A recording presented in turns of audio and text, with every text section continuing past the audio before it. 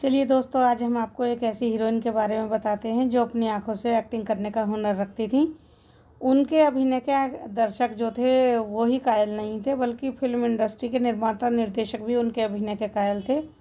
जी हाँ, हम बात कर रहे हैं बॉलीवुड की मशहूर अदाकारा लीला चिटनीस की। इस समय आप देख रहे होंगे कि इस वक्त में बॉलीवुड की कई हीरोइन अपने अभिनय के झंडे गाड़ रही हैं अपनी कामयाबी के, लेकिन उस समय ऐसा नहीं था। लीला जी के समय में ऐसा नहीं था। लीला चिटनीस जो थी उनके समय में ऐसा नहीं था। उन्होंने उस समय फिल्मों में एंट्री की जब इस पेशे को महिलाओं के लिए अच्छा नहीं माना जाता था। इसके बावजूद उन्होंने हार नहीं मानी और अपनी एक्टिंग से लोगों के दिलों में अलग मुकाम हासिल किया। लीला चिटनीस के पिता जो थे इंग्लिश लिटरेचर के प्रोफेसर थे। यही वजह थी कि उनके घर में पढ़ाई लिखाई का माहौल था। खुद लीला भी जो थी उस समय ग्रेजुएट करे हुए थी। वह पहली भारतीय हीरोइन थी जिन्होंने स्नातक की पढ़ाई की थी। पढ़ाई पूरी करने के बाद लीला चिटनीस ने एक थिएटर ग्रुप ज्वाइन कर लिया था जिसका नाम नाट्य मानवांतर था। इस ग्रुप के साथ लीला ने कई कॉमेडी और गंभीर नाटक किए। लीला की शादी बहुत ही छोटी उम्र में हो गई थी। 15 साल की उम्र में ही उनकी शादी हो गई थी। उन्होंने अपने पति के साथ मिलकर आज़ादी की लड़ाई में भी योगदान किया था। हालांकि उनका वैवाहिक जीवन सफल नहीं रहा। दोनों के बीच अक्सर लड़ाई होती रहती थी, जिसकी वजह से लीला ने अपने पति से तलाक ले लिया था। अपने बच्चों का पालन पोषण करने के लिए उन्होंने स्कूल टीचर की नौकरी कर ली। साथ ही साथ वह नाटक और फिल्मों में छोटे मोटे रोल भी करती थी। साल 1937 में रिलीज हुई फिल्म जेंटलमैन डाकू से उनकी किस्मत के सितारे बुलंदियों पर पहुंच गए।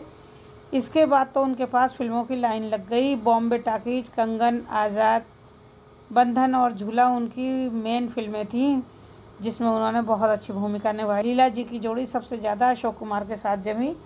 दोनों ने एक से बढ़कर एक कई सुपरहिट फिल्में दी। लीला चिटनीस को सबसे ज़्यादा प्रसिद्धि मिली लक्स के विज्ञापन से, क्योंकि लीला चिटनीस से पहले विदेशी कलाकार ही लक्स के ऐड में दिखाई देते थे।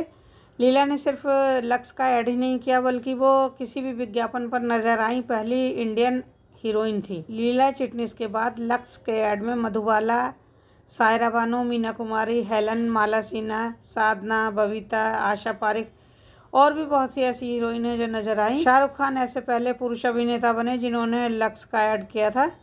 बाद में अभिषेक भी इससे जुड़ गए थे। तो इस तरह से उन्होंने लक्स के विज्ञापन से बहुत ज़्यादा तहलका मचा दिया था। लीला चिटनीस ने 3 शादियां की, लेकिन उनकी कोई भी शादी सफल नहीं हो पाई।